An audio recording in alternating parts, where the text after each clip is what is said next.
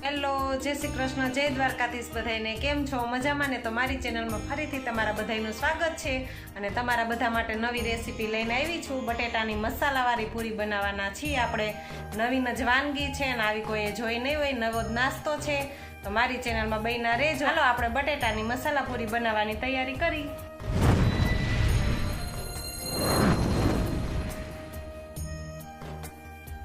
તો આપણે છે ને કઢી બનાવવાની તૈયારી કરી. તો આપણે આમાં ચણાનો લોટ ને પાણી અને સ્વાદ અનુસાર મીઠું મિક્સ કરી લીધું છે ને આવી રીતે આપણે પાતળું બેટર તૈયાર કરી લીધું છે. તો હવે આપણે કઢી વઘારવાની તૈયારી કરી. તો આપણું તેલ ગરમ થઈ ગયું છે. તો પહેલાં આપણે રાઈ નાખી દઈશું, જીરું નાખી દઈશું, મીઠો લીમડો, થોડીક હિંગ, હળદર અને આદુ અને મરચાં લીધા છે એ થોડાક આપણે ઉમેરી દઈશું. આને આપણે છે ને થોડીક વાર મરચાંને સાતડી લઈ.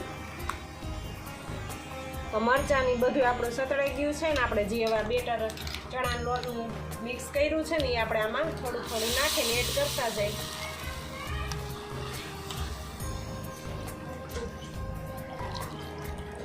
તો આ બધું બેટર આપણે આમાં ઉમેરી દેવાનું છે અને હવે થોડુંક આપણે ઉપરથી ધાણા જીરું નાખી દેવાનું.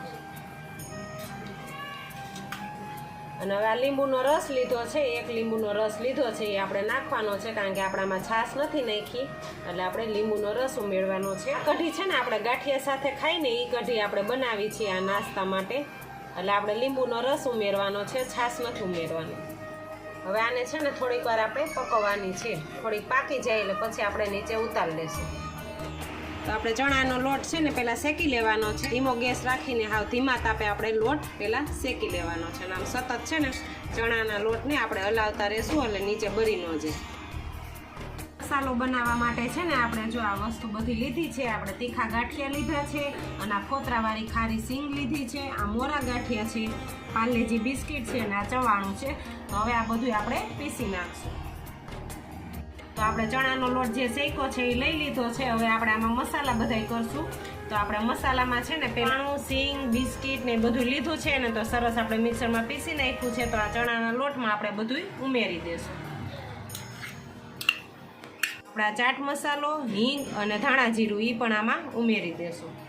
લાલ મરચું પાવડર અને સ્વાદ અનુસાર મીઠું એ ઉમેરી દઈશું. હવે આપણે આ 2 નંગ છે ને બટેટા લઈ લીધા છે અને મેં બાફી લીધા છે, તો એ આપણે આમાં ઉમેરી દેવાના છે. લીંબુનો રસ લીધો છે એ આપણે આમાં ઉમેરી દેવાનો છે.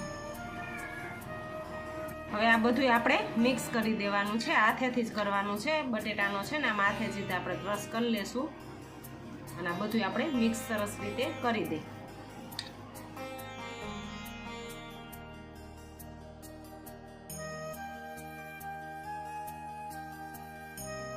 તો આપણે સરસ મજાના બધા મસાલા મિક્સ કરી લીધા છે અને હવે આપણે આમાં ઉપરથી થોડી કોથમીર નાખી દેવું.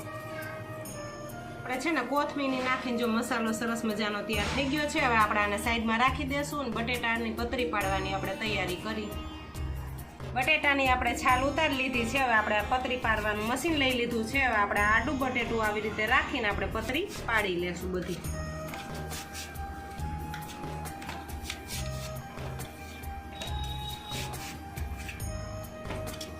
જો આપણે છે ને આડું બટેટું રાખીને એટલે આ પીસ છે ને મોટા સરસ થાય છે એટલે આપણે આ રીતે બધાય પહેલાં કરી લેશું. હવે આને છે ને આપણે પાણીમાં નાખી દઈશું એટલે કાળા ન પડે બટેટા.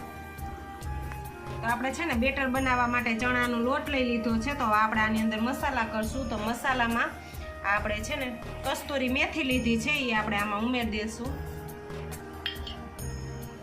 લીંબુનો રસ લીધો છે એ આમાં ઉમેરી દઈશું અને સ્વાદ અનુસાર મીઠું. હવે આને આપણે પહેલાં મિક્સ કરી લઈશું.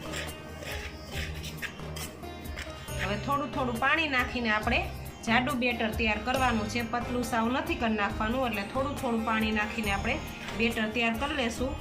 ગાંઠું ન રહે એવી રીતે આપણે બેટર તૈયાર કરવાનું છે.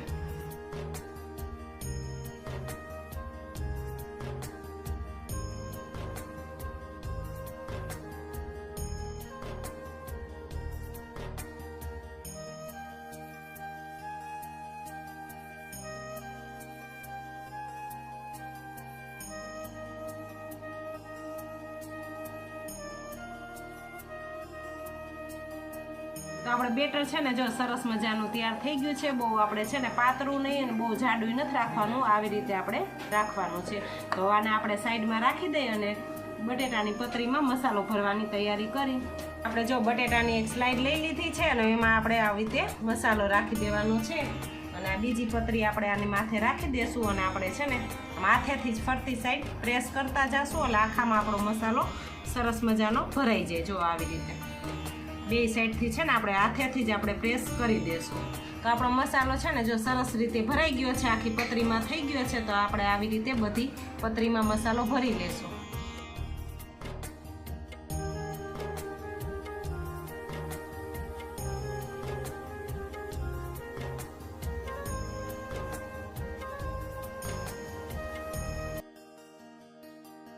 આપણે છે ને તેલ ગરમ કરવા રાખી દીધું છે. આપણું તેલ સરસ મજાનું ગરમ થઈ ગયું છે. હવે આપણે નાસ્તો તરવાની તૈયારી કરી. આપણે છે ને એક એક સ્લાઇડ લેતું જવાનું છે.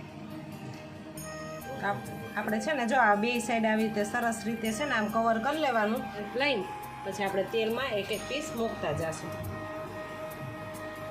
તો આપણે છે ને આને સરસ રીતે જો આવી રીતે કૂક કરી લેવાનું છે. એક સાઈડ આપણે આ ચડી જાય એટલે બીજી સાઈડ આપણે આમ પલટાવીને આપણે ગેસની ફ્લેમ મીડિયમ રાખવાની છે, બહુ હાઈ નથી રાખવાની. ધીમા તાપે આપણે સરસ રીતે આને કરી લઈશું.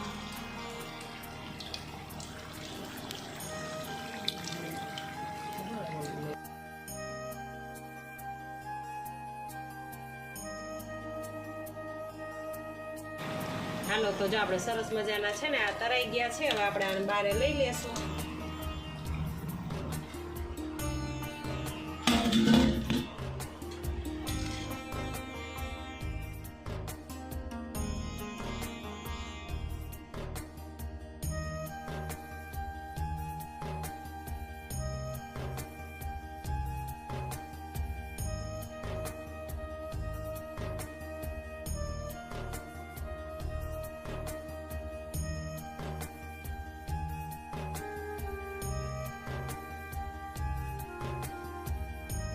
તો આપણે તમારી સાથે બટેટાની મસાલા પૂરીની રેસીપી શેર કરી દીધી છે. તો આ વાનગી તમને કેવી લાગી તે મને જરૂર જણાવજો.